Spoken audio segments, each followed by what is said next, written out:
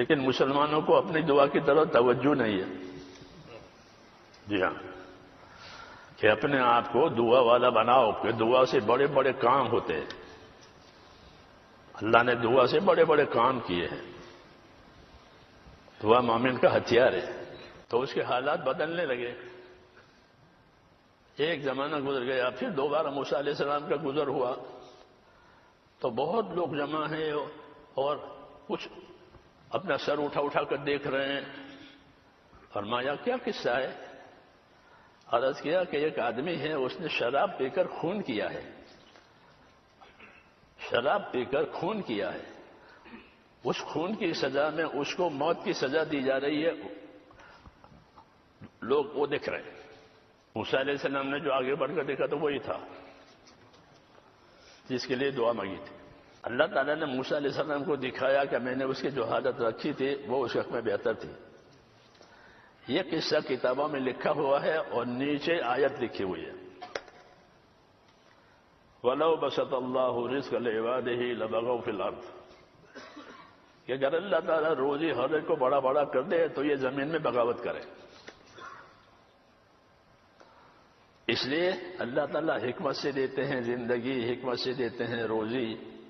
اس لیے دین کے بارے میں تو اپنے سے اوپر والے کو دیکھیں دین میں، اور دنیا کے بارے میں اپنے سے نیچے والے کو دیکھیں تاکہ شکر گزار بنے اور جو نعمت ہے اس کی قدر کرے. جتنی اللہ تعالیٰ کی نعمتیں ہماری طرف متوجہ ہیں وہ نعمتیں بھی ہیں اور امانتیں بھی ہیں.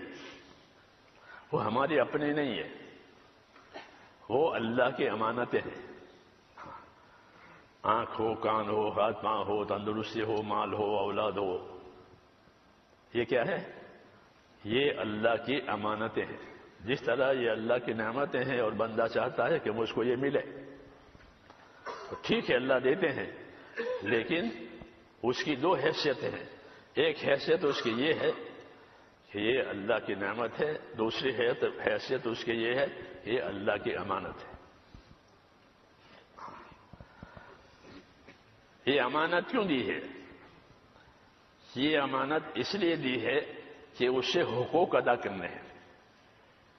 امانت صرف سنبھالنے کے لیے نہیں ہوتی، بلکہ امانت اس لیے ہے کہ اس سے حقوق ادا کیے. جیسے نوکروں کو بہت سی چیزیں دیتے ہیں، گاڑی بھی دیتے ہیں، بندوق بھی دیتے ہیں پولیس والوں کو، تو یہ نعمتیں ان کو دی ہے کیوں؟ اپنی ذمہ داری کا حق ادا کرنے کے لیے یہ ہے.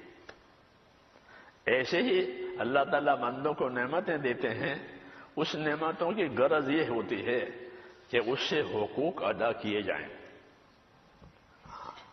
تاکہ وہ نعمت میں شکر گزار بنے. جو نعمتوں میں حق ادا نہیں کرے گا وہ ناشکرا ہے. اکثر انسان اسی میں پھنسے ہوئے ہیں کہ وہ اپنی نعمتوں کا حق ادا نہیں کرتے بلکہ نعمتوں کی زیادہ کرنے کی فکر میں ہے. وہ جو ہے اس کا شکر نہیں ہے اور جو نہیں ہے اس کی فکر ہے. اس لیے ان کی زندگی میں کوئی توازن نہیں ہوتا، کوئی ترتیب نہیں ہوتی اور زندگی یوں ہی چلی جاتی ہے اور موت آ جاتی ہے. اس لیے یہ حکم ہے کہ نعمتوں کے بارے میں یہ سمجھا کرو کہ جو نعمت آئی ہے وہ نعمت بھی ہے اور امانت بھی ہے. چاہے وہ اولاد ہو، چاہے وہ مال ہو، چاہے وہ تندرستی ہو، چاہے وہ مالداری ہو، یہ سب نعمتیں ہیں. اور یہ نعمتیں کیوں دی گئی ہے؟ کہ یہ صرف حقوق کی ادائیگی کے لیے دی گئی ہے. اللہ نے دنیا کو دار الحقوق قرار دیا ہے کہ دنیا دار الحقوق ہے اور آخرت دار الاجور ہے. یہاں حق ادا کیے جائیں گے، آخرت میں بدلہ دیا جائے گا. یہ ترتیب ہے، یہ ترتیب ہے. لیکن یہ ترتیب انبیاء کرام ہی سمجھائیں گے، دنیا والے نہیں سمجھائیں گے. وہ تو اپنی دنیا کو بڑھانے کی فکر میں ہے. ہاں کہ یہ بھی بڑھے، یہ بھی ہو، یہ بھی ہو، یہ بھی ہو، یہ بھی ہو. اور شیطان دنیا کو زینت بنا کر پیش کرتا ہے. ہاں زینت اور شیطان احکام کے بارے میں کہ شیطان احکام کے بارے میں یا تو غافل کرتا ہے یا تصویف کی طرف لے جاتا ہے۔ تصویف کا مطلب یہ ہے کہ ابھی کیا ضروری ہے بعد میں کریں گے، آئندہ سال کریں گے، حج کے بعد کریں گے، رمضان کے بعد کریں گے، عید کے بعد کریں گے، اس کو تصویف کہتے ہیں۔ ہاں، کیا کہتے ہیں؟ تصویف۔ ابھی نہیں بعد میں کریں گے۔ حدیثوں میں ہے کہ آدمی کی آنکھ کھلتی ہے تو رات کو، تو شیطان کہتا ہے کہ ابھی تو بہت دیر ہے، آرام کر لو، پھر سو گیا، پھر آنکھ کھلی، پھر یہی مشورہ دیا ابھی تو اذان بھی نہیں ہوئی ہے، آرام کرو، تو سو گیا۔ یہ اس کو سلایا یہاں تک کہ سورج نکل آیا۔ یہ جگہ ہے، حدیثوں میں ہے کہ شیطان نے اس کے کان میں پیشاب کیا ہے،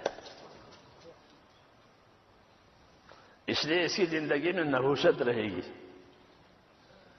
کیا رہے گی؟ نحوست کہتے ہیں بے برکتی کو۔ اس کی زندگی میں اس سستی کی وجہ سے نحوست رہے گی، اچھائی کے کاموں کی طرف دل نہیں لگے گا۔ ہاں، اچھائی کے کاموں کی طرف دل نہیں لگے گا، اس کا یہ اثر ہے۔ یہ کیوں پیدا ہوا؟ یہ کام کو اپنے وقت سے ٹال دیا کہ ابھی نہیں بعد میں۔ تو یہ کیفیت ہے، اس سے بہت سے حقوق برباد ہو جائیں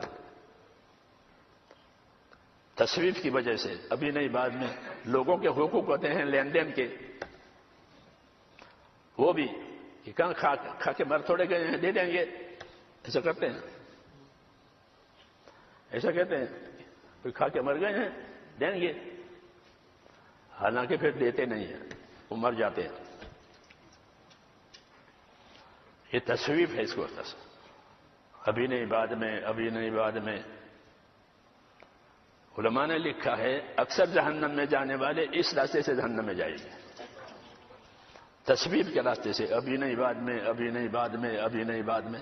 نہ اللہ کے حق ادا کر پائیں گے، نہ مخلوق کے حق ادا پائیں گے۔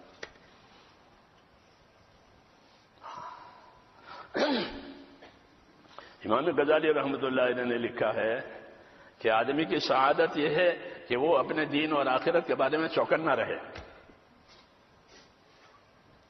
ایسا رہے جیسے اپنے مال کے بارے میں چوکنا رہتا ہے کہ مال پر کوئی ہاتھ نہ ڈالے، مال ضائع نہ ہو جائے۔ ہاں، کہ زندگی کی ضرورت کا سامان ہے مال۔ تو جس طرح مال کے بارے میں یہ ذہن ہے کہ کسی کا ہاتھ اس پر نہ پڑے، یہ میرے ہاتھ سے نہ چلا جائے، ایسے ہی فرمایا کہ آدمی کی سعادت یہ ہے کہ وہ اپنے دین کے بارے میں چوکنا رہے۔ آدمی کی سعادت ہے یہ کہ دین اور دین کے کوئی کام دین کا میرے ہاتھ سے نہ چھوٹے۔ دین کا کوئی بھی کام چھوٹا نہیں ہے، کوئی کام چھوٹا نہیں ہے۔ ہر عمل کا اللہ کے یہاں ایک درجہ ہے۔